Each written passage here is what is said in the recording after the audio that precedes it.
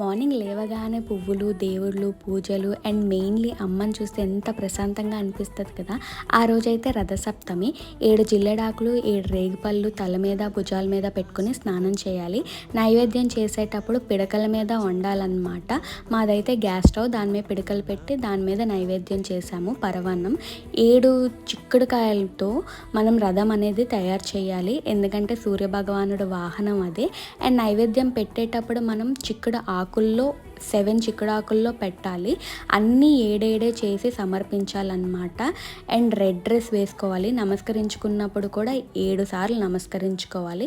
ఇదైతే ఖచ్చితంగా చూపించమన్నారు మా మదర్. ఎందుకంటే సూర్యభగవాను స్వామికి ఎలా నమస్కరించుకోవాలో అనేది సెపరేట్గా ఉంటుంది. మనం గుడికి వెళ్ళేటప్పుడు కూడా విగ్రహం చూస్తే పర్టికులర్గా ఇలా 2 హస్తాలు చూపించినట్టు ఉంటుంది. ఎప్పుడైనా అబ్జర్వ్ చేయండి గుడికి వెళ్ళేటప్పుడు. మా పూజ అయితే ఇలా కంప్లీట్ అయింది.